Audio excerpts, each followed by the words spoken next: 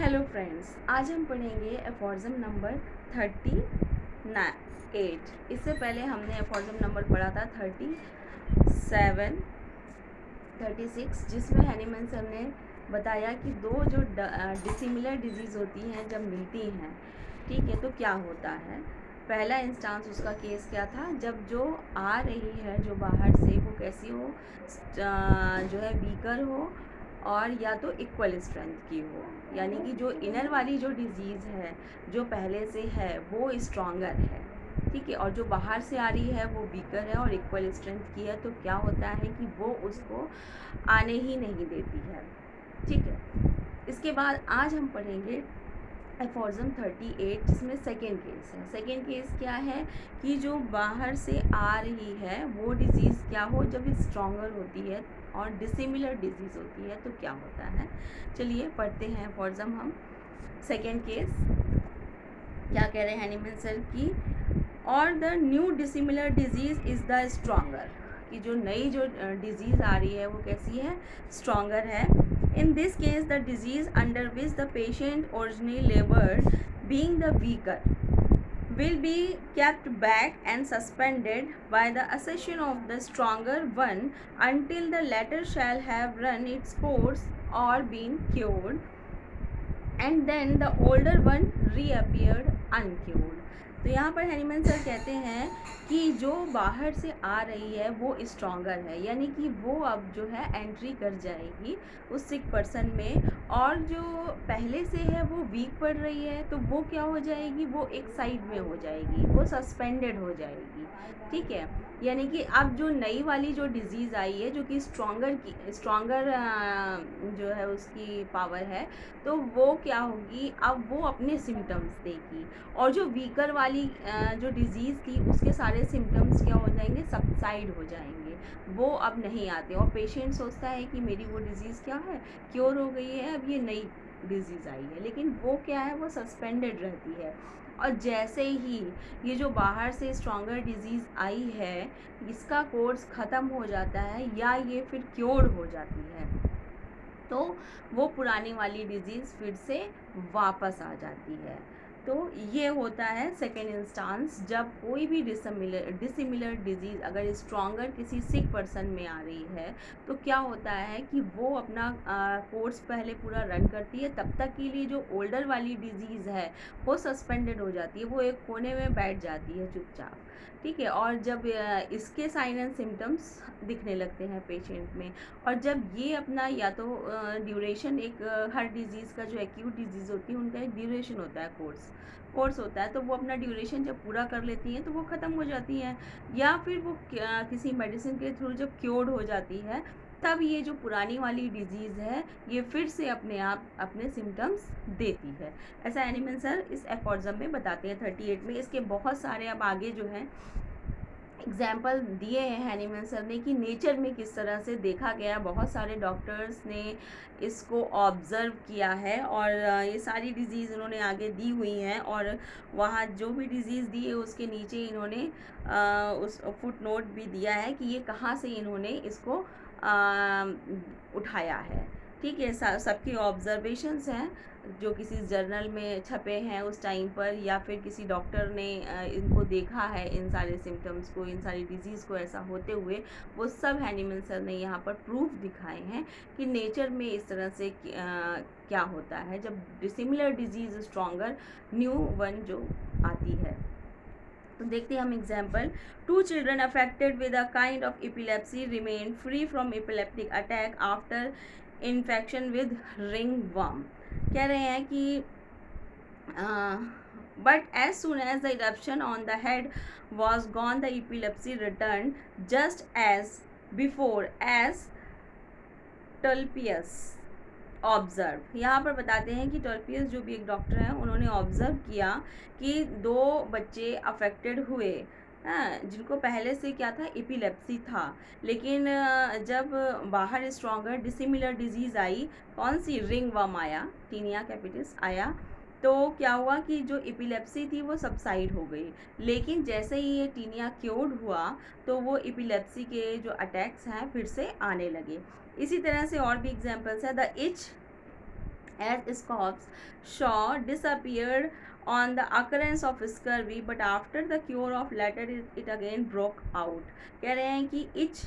जो है वो क्या होती है, डिसअपियर्ड हो जाती है जब स्कर्वी आती है, और स्कर्वी जब अपना कोर्स ख़त्म करके चली जाती है तब फिर इच फिर से वापस आ जाती है. इसी तरह से और भी हैं. So also the pulmonary phthisis remained stationary when the patient was attacked by a violent typhus, but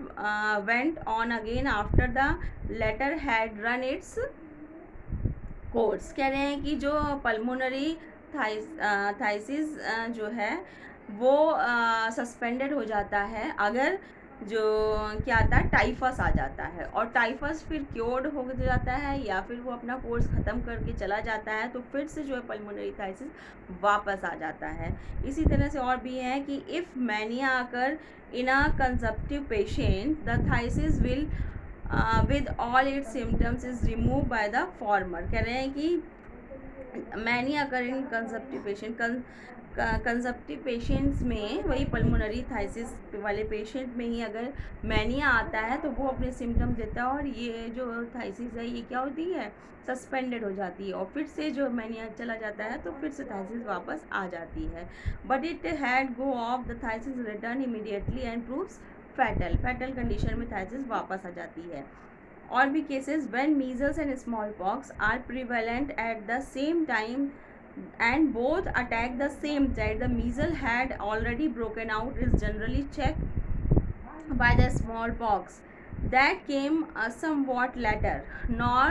does the measles resume its course until after the cure of the smallpox. कह रहे हैं कि जब smallpox प्रिवेलेंट कर रहा होता है उसी समय पे अगर ये आ जाता है आपका क्या, मीजल्स आ जाता है. हाँ,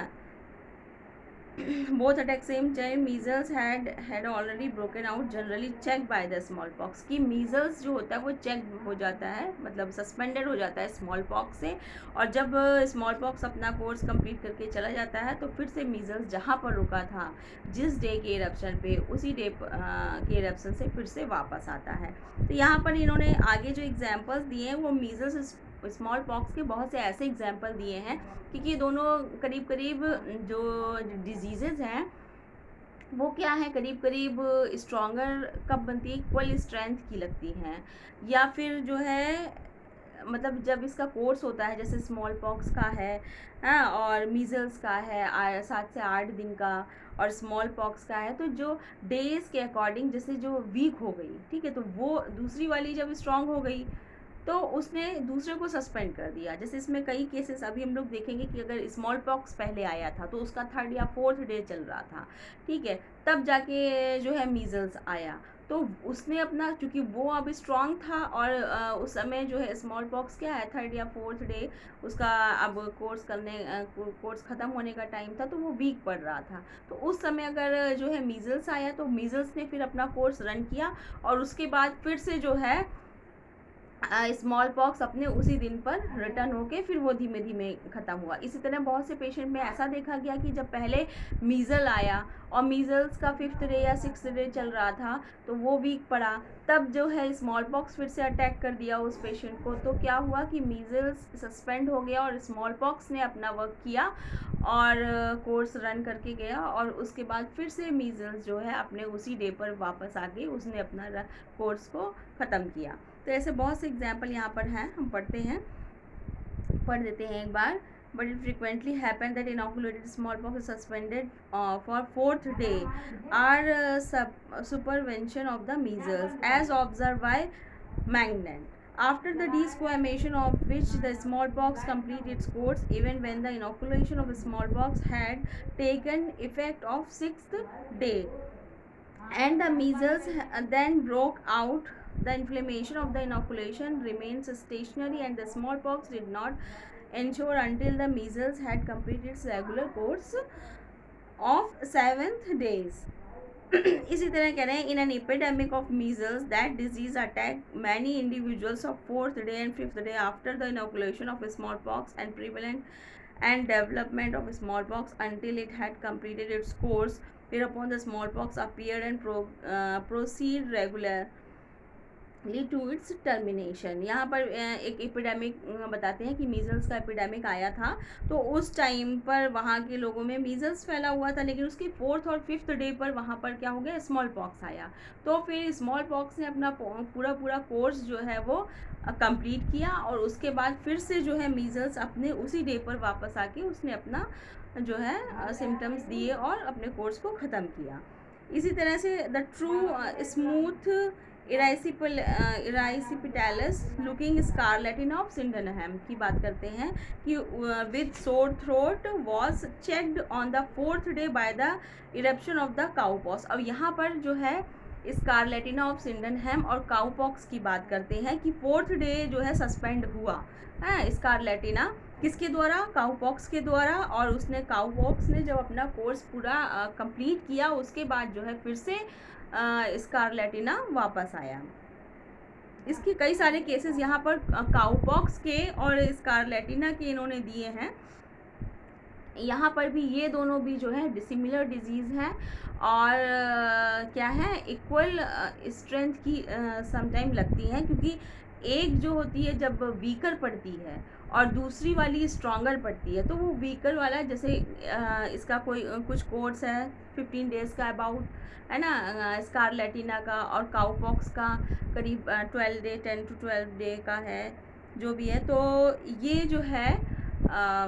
क्या करता है कि जैसे जो लास्ट डे में 3rd या 4th डे में जैसे ही वो डिज़ीज़ कुछ वीक पड़ती है, तो दूसरी वाली अगर वहाँ पर फैली है तो वो इन्फेक्ट हो जाती है, और फिर वो अपना पूरा कोर्स जो है ख़त्म करती है। तब जाके फिर वो जो 4th डे में सस्पेंड हुई थी 4th या 5th डे पे, वो फिर से वापस आ जाती है, फिर वो अपना कोर्स रन करती है। तो इस तरह से यहाँ पर बहुत सारे एग्जाम्पल्स दिए इन्होंने। दूसरा एक एग्जाम्पल हैनीमैन सर खुद बताते हैं कि मैंने खुद देखा, I myself saw the mums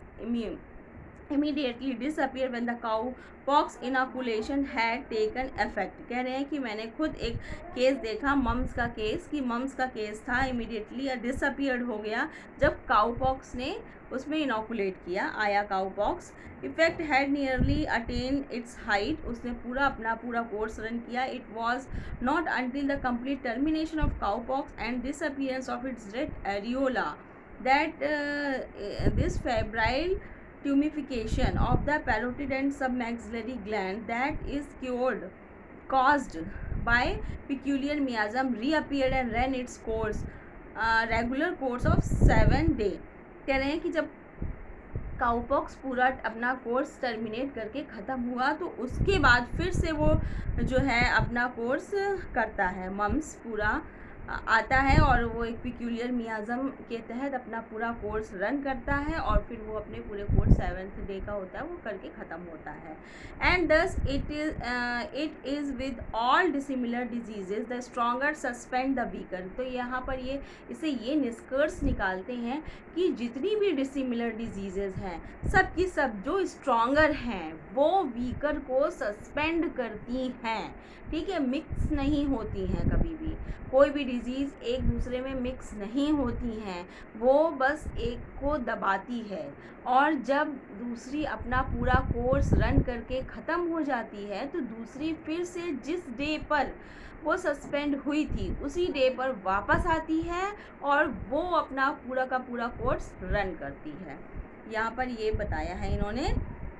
but never cure one another, लेकिन एक दूसरे को कभी भी क्योर नहीं करती है। यहाँ पर सिर्फ इतना कहने का मतलब, इतने सारे एग्जाम्पल्स हैनीमैन सर ने दिए, विद प्रूफ एग्जाम्पल दिए हैं। जितने भी उन्होंने एग्जाम्पल दिए हैं फुटनोट में उन्होंने, आप पढ़ेंगे तो देखेंगे कि फुटनोट में उन्होंने सारा का सारा दिया है कि कहाँ से इन्होंने, किस जनरल से, किस बुक से, किस डॉक्टर ने इसको देखा, वो सब इन्होंने दिया है कि प्रूव्ड है, ऐसा हुआ है, नेचर में ऐसा देखा गया है कि जब भी कभी भी कोई भी डिसिमिलर डिजीज़ अगर स्ट्रॉन्गर है वो आती है तो जो पहले की जिस पेशेंट में पहले की जो वीकर डिजीज़ है उसको सस्पेंड करती है और अपना पूरा का पूरा कोर्स रन करती है। उसके बाद जैसे ही वो क्योर्ड होती है या ख़त्म होती है तो उसके बाद फिर से पुरानी डिजीज़ अपना कोर्स रन करती है, वापस आती है उसी अवस्था में जिस डे पे जिस अवस्था में वो सस्पेंड हुई थी, ठीक है, ये वेल प्रूव्ड है। तो ये है हमारा सेकेंड इंस्टांस हैनीमैन सर का first instance when dissimilar disease meet and older one is superior, है ना, या स्ट्रॉन्गर देन द न्यू। और सेकेंड इंस्टांस में क्या है, when new is stronger than the older. ये दोनों केस हमने देख लिए। इसके आगे एक 39 एफोरिज्म है जो इसी का एग्जाम्पल यहाँ पर एलोपैथिक मोड ऑफ ट्रीटमेंट में दिया है, वो हम इसके आगे वाले वीडियो में पढ़ेंगे, क्योंकि ये सब बहुत लंबे लंबे एफोरिज्म्स हैं, तो एक एक एफोरिज्म एक एक वीडियो में। ओके, थैंक यू, धन्यवाद।